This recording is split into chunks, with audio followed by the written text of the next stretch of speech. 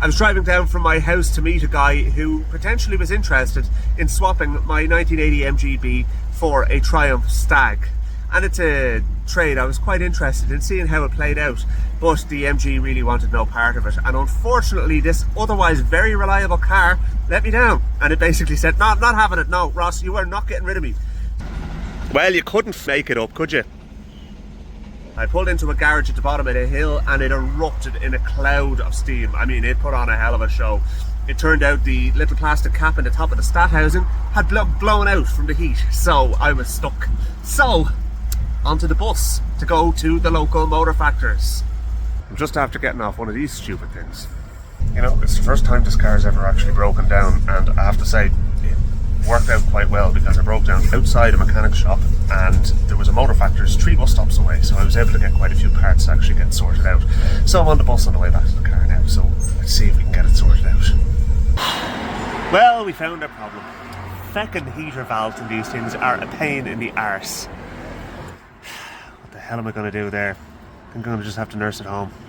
I'll say one thing, these Morris B series engines are indestructible. Okay, it doesn't leak when it's closed, so at least we can manage with that, but these things are junk. Just ticking over grand now, everything looks alright. Now that we have the valve closed there, I think we might be alright. I might just try and pull it the rest of the way closed to make sure, there you go. So hopefully that will stem the tide. I've got a bit of a bodge done there.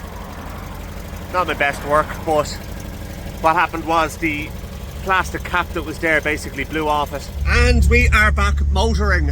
As far as breakdowns go, it wasn't a bad one. I was able to get the parts, do a bodge, get it back on the road. I know what I need, and I'm confident that this car is going to get me back home again anyway. But unfortunately, I'm going to have to do the repairs on the car before bringing it over to your man who has a Triumph. There's no point in showing him the car with it overheating or pissing coolant all over the place. But yeah, still interested in that Triumph. We'll see what happens. I spoke too soon. It won't rev up. I put that down to the water from the heater valve dripping all over the bloody distributor, which is a less than ideal situation. I need to try and dry it out. Bloody hell. Yeah, that's not going to work. No, it is absolutely pissing out. Oh, bloody hell, this is a problem. Now that's MacGyvering for you folks. It's just to deflect the water.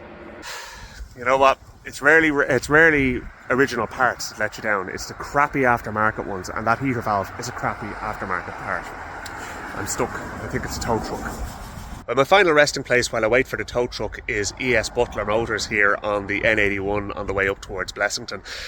I have to say, absolute gentleman who has put me up for a little while. It's a 2-hour wait for the tow truck though, so what can you do though? But yeah, he's let me wait in his waiting room, and we're chatting cars and all that sort of stuff as well. So nice chap, and nice dealership he has going on here as well. So it's definitely worth a mention just for his hospitality and general soundness.